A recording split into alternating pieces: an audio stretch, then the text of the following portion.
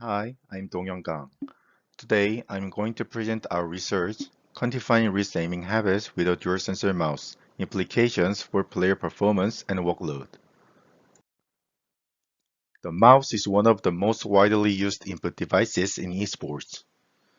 As esports grows and competitive, esports players are conducting various discussions and studies related to mouse usage for better performance. Among these optimal ways of using the mouse, there was a long-standing debate among esports players. There was, how should we use our wrist and arm for performance and preventing upper limb injuries? Esports players called that method of moving their arm and wrist when using a mouse an aiming method. Among esports players, there were two main classifications of how to use their wrist and arm when using a mouse, that are wrist aimer and arm aimer.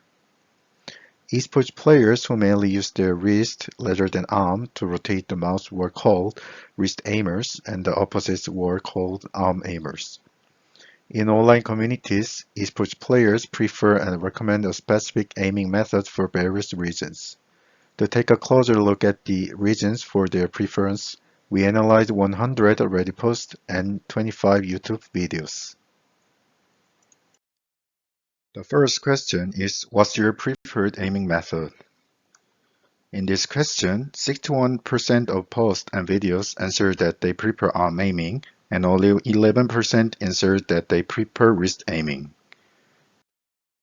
The second question was about the reason why they prefer the arm aiming method.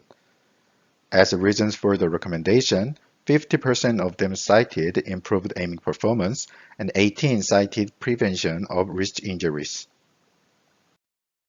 The last question was about the reason why they prefer wrist aiming method.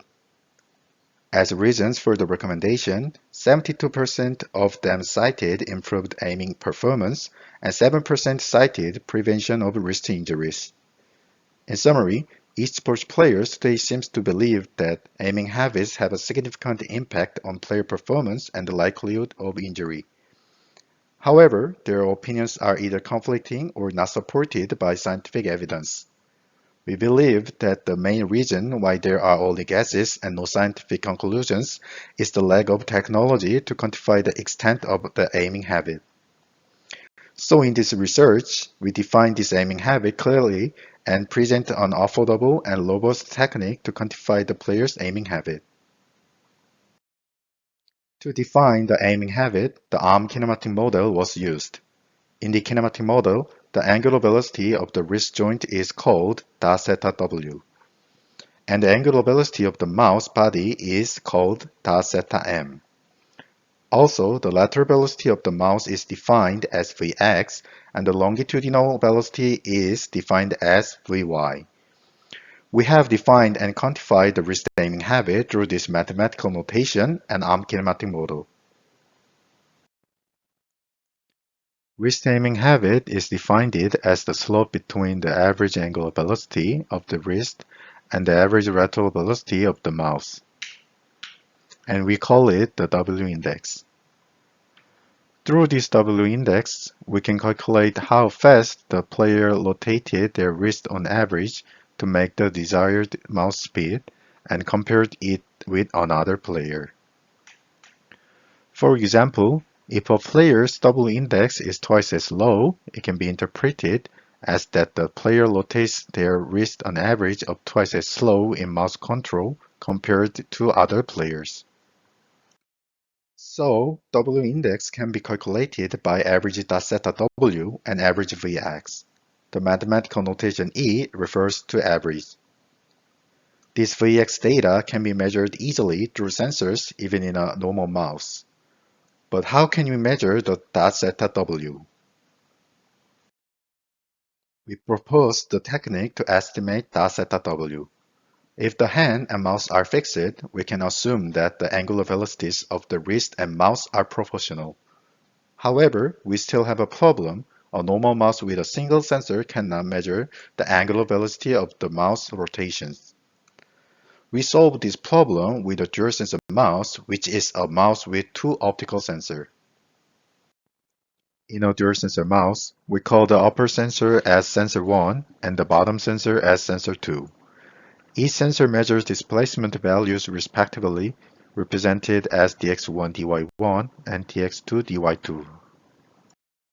If the displacement values measured from each sensors are dx1 dy1 and dx2 dy2 at time t, then dot zeta m can be calculated by that equation.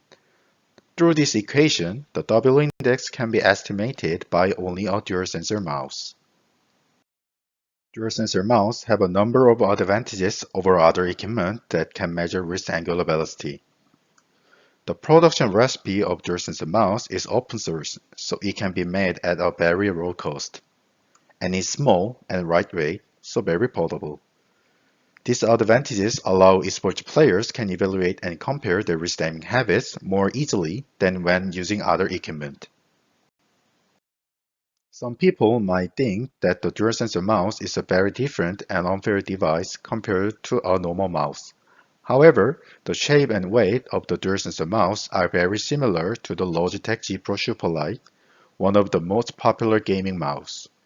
The dual sensor mouse is just a mouse with one more optical sensor added. We conducted two studies. Study 1 is for validation of our technology. Study 2 is for finding out the relationship between wrist aiming habit, performance, and upper limb workload.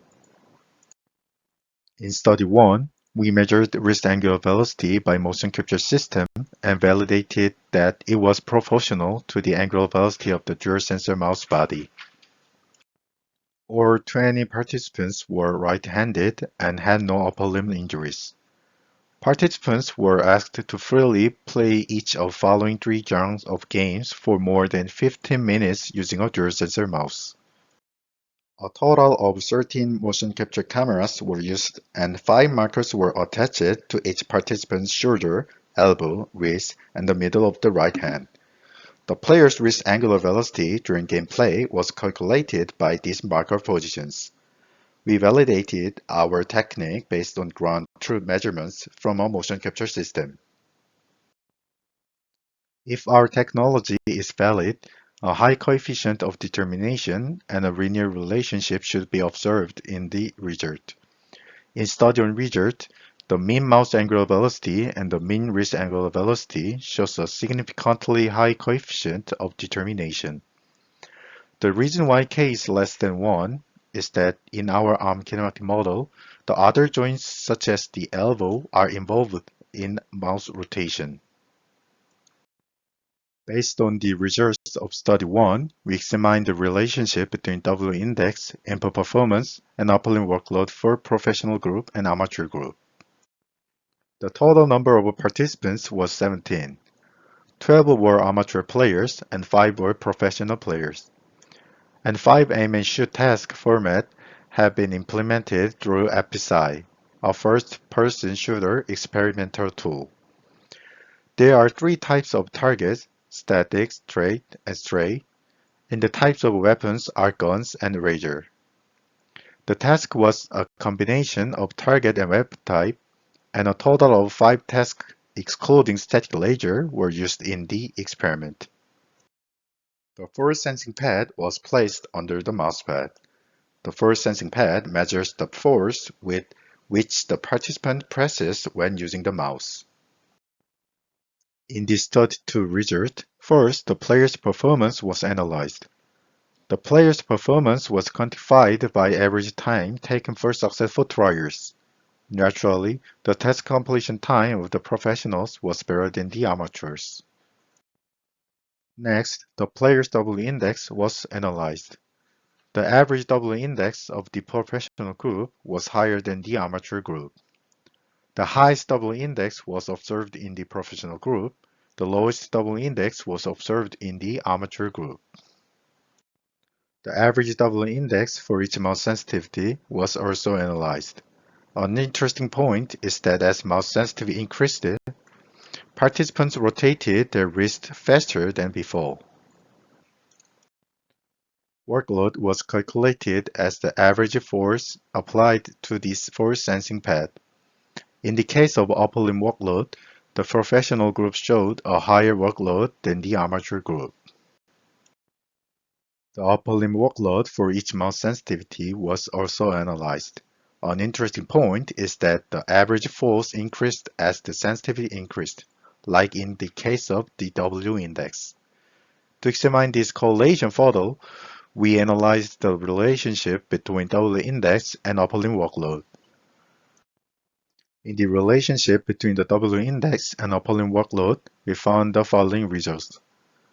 First, we found that when the W index increased, the upper limb workload increased overall. In addition, all participants showed a positive correlation, and this result was significant for 9 participants. So, what is the relationship between the W index and player performance? In order to answer this question, we analyzed the relationship between the W index and task completion time for each participant. Task completion time showed a significant correlation for 4 participants, with 3 of them showing a decrease in completion time as the W index increased. We also analyzed the relationship with the percentage of target missed to see if there was a correlation with the W index in performance metric other than task completion time. As a result, miss percentage showed a significant correlation for only 2 participants, with both showing a decrease as W index increased. Finally, we can answer the questions that esports players had about their aiming habits through our research. As a result, we are going to answer the following long-standing questions and debates. First question, does mouse sensitivity change the user's aiming habit? As can be seen from the result of study 2, the lower mouse sensitivity, the more likely players were to aim with their arms.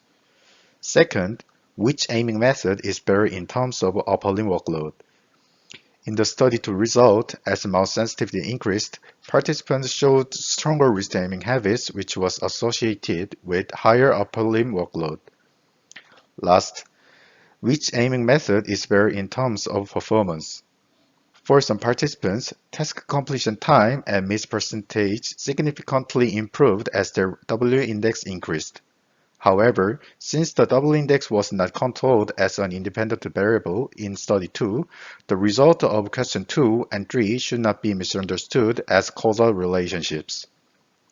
In addition to these findings, there are many other interesting findings in the paper. I encourage the audience to read our paper for more detail. Thank you so much for listening.